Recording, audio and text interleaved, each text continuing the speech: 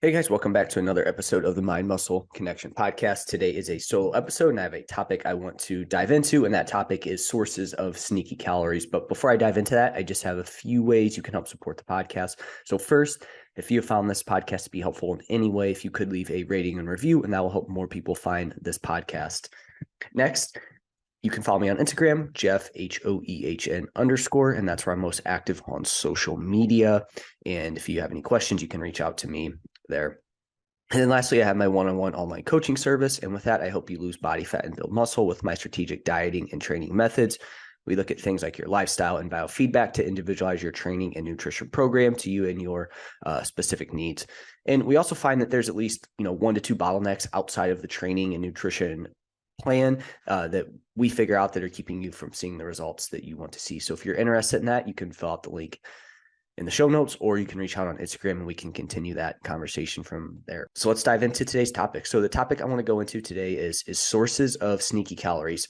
So basically, if you're not losing as much as you'd like, or you're gaining more than you want, again, whether that's like, hey, you're trying to maintain, you're gaining, whatever it may be, then you'll want to listen to this episode. So the reason I made this post is I was sparked by, I had a Zoom call with a client and we were looking at his fat loss phase, and he was seeing progress, but he was seeing fat loss progress, but it was just a bit slower than it should have been for the caloric intake that he was like putting into his like tracker, right? And what he was logging. So at this point, I do like an energy audit, right? So we basically looked to see where he may be consuming more calories than he thought. And so I've done episodes on energy audits before. Let me actually pull up what episode that was so you can go back and see. All right, so I just went and looked. Episode 175 is where I go dive into an energy audit, and it's very similar to what we're going to go over today. But again, energy audits just to see where you could be consuming more calories than you think. So definitely listen to this episode first, and if there's other things you want to find out, it may be worth it to go and look at that energy audit episode. So basically, we go through it, and after going through this, we found out that he was not logging supplements, and his serving sizes were probably off a little bit, right? So it wasn't metabolic adaptation; it was just sneaky calories tracking mistakes that were just catching up to him, right? And again, this wasn't like he was doing it on purpose; these were just calories that were tough to get to. So this meant that we didn't have to drop his calories further, or we didn't have to take a diet break, okay? Because again, a lot of times people see that, hey, they're not losing weight on a certain amount of calories. Like, oh, I either need to reverse diet, get out of this, or I need to drop my calories further, right? And either way, you're doing yourself a disservice, right? I think part of this is the longer you do something, the more your body is going to find ways to shortcut or find the path of least resistance, AKA just use as little energy as possible. So, if you are stuck, this just means that you need to reevaluate and see if you can improve something that you are doing. So let's kind of dive into this a little bit more. So the problem, right? Let's kind of start with the problem. Your fat loss phase is going well, then things really slow down, right? It's like now you're not losing weight anymore. What's going on? Next, we have maybe you're in a building phase or maintenance phase and you're just gaining more weight than you want. And so now it's like, okay, do I stop this building phase, or, what's the deal here? And again, if you stop the building phase because you're accidentally eating more calories than you think, again, you're doing yourself a disservice here of not being able to build as much muscle as you could. Because again, in that scenario, then people are like, oh, now I got to go to fat loss phase. And now they do fat loss phase and now they're not building muscle. And then it's just this, and then it's like, oh, I'm not losing weight because of metabolic adaptation. So you can just see how you can end up just kind of, you end up being in this vicious cycle here with it. And so to go back to the weight loss side of things, could it be metabolic adaptation? Maybe a little bit, but like if your weight stops moving down, right? Could it be metabolic adaptation? There certainly is, but the magnitude of this is likely smaller than you think. I used to be big on metabolic adaptation, and the more I learn, it's like, okay, yeah, it's probably impacting things a little bit, and for some maybe more than others, but the magnitude of it is not like it's this massive, like, oh, you're down, you're going to be, you're 1,000 calories off, right? We're probably talking at most a few hundred calories here. And again, probably most of it's going to be through NEAT, right? So reductions in like non-exercise activity thermogenesis, so like spontaneous movement, like blinking, fidgeting, stuff like that. Probably just overall movement throughout the day, which you can combat that by steps, which we'll talk about.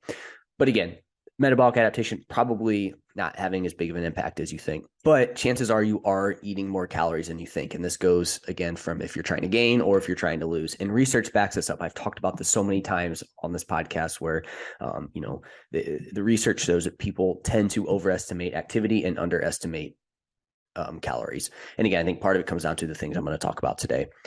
But there's also the fact, too, that the longer you diet for fat loss, fatigue's going to build, okay? So you're going to get hungrier, energy levels are going to go down, and the longer you do something that isn't quote-unquote fun, right? Like fat loss isn't fun, the likelihood you stick to it goes down. You're just, again, that's just how it works. Like the adherence to things are going to trend down, especially the longer you do something that you're not really enjoying, right?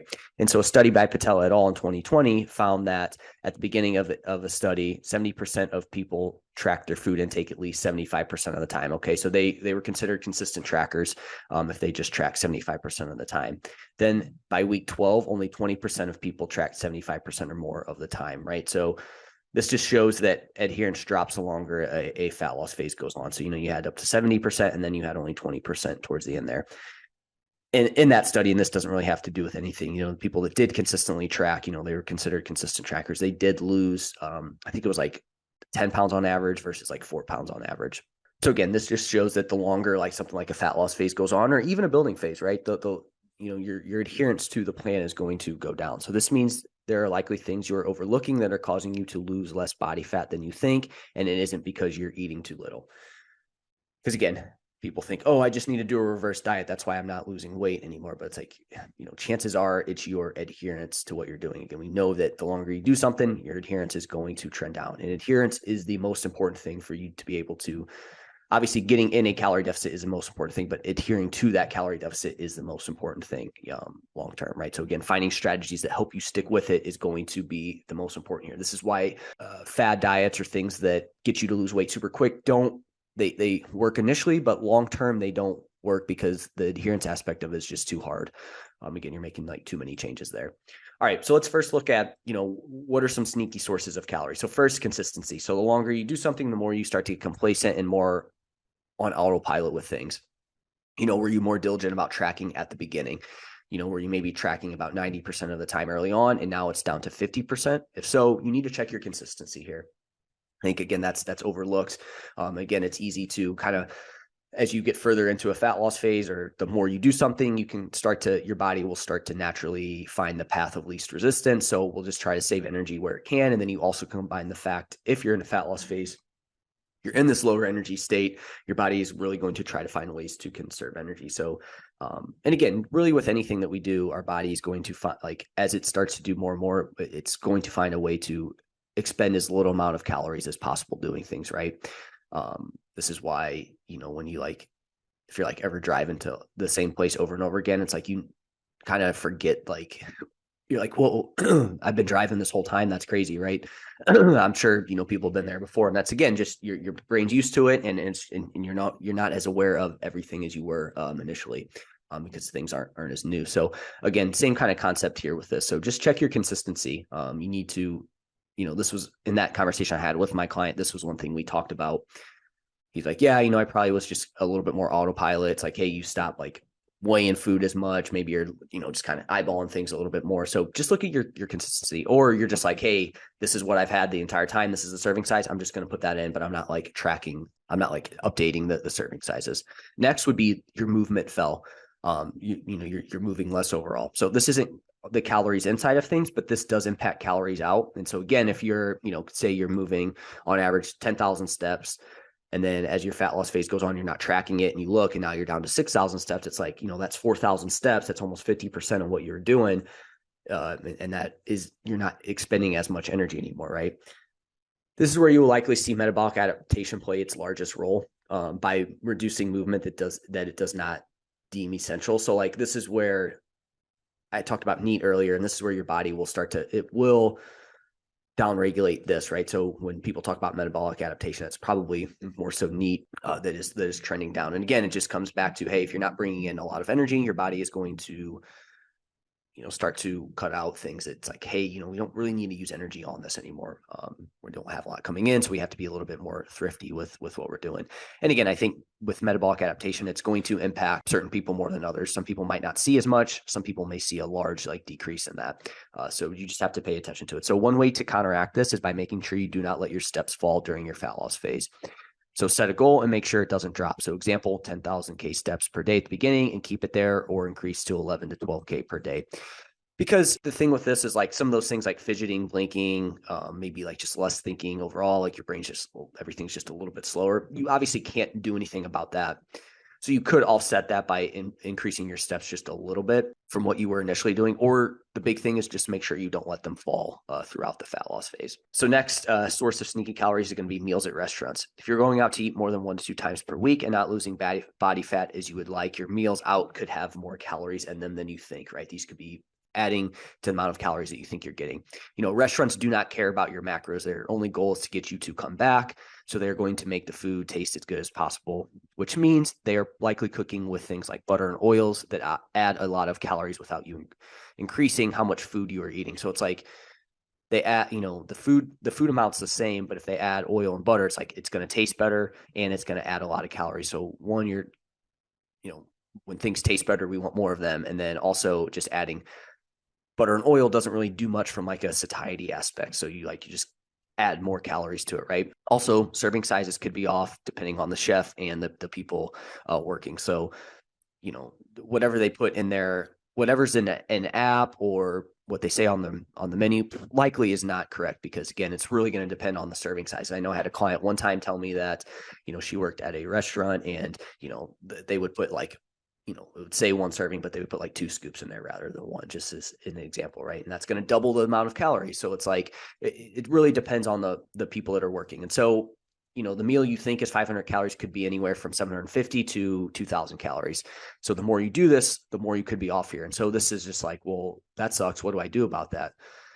I mean, the best thing to do is, if you're trying to drop weight, you have a lower calorie budget to work with, you're probably just going to have to make more meals at home that you're in control of in terms of how many calories are in them. So, that's the best thing. Or it's just, otherwise you do run that risk of like one meal one day could be 500, the next day could be 1,000. So this is the downside of going out to eat. And you have to just factor that in. Again, if you're not losing the weight as you would like, or you're gaining more than you want, then again, you need to look into that. And if it's like, well, I really like to go out to eat, I want to make sure I do that, then again, that's a trade-off you have to be okay with. And there's nothing wrong with that.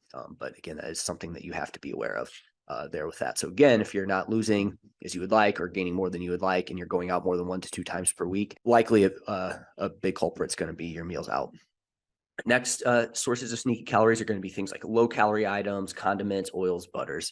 So first, let's talk on the low-calorie items. Even if something says it has 0 calories, it can still have up to around 5 calories. I don't know the exact number here, but I do know that there's a way for these food companies to get away with saying that things have 0 calories in them when they do have like 1, 2, 3, 4 calories in them. So obviously, doing this one time won't have a large impact, right? If you have something that is 0 calories, you put it in, it's not like, oh, that's why I'm not losing weight. That had 5 calories in it. That's obviously not the case. But if you are consuming a lot of 0 calorie items, this can start to add up. And one quick note on this too, and I'll hit on this again, is all these things, it's probably not one. There's probably a few things that maybe are a little bit worse for you, but then you pile them on, and the more often you do them, that's when they start to add up, right?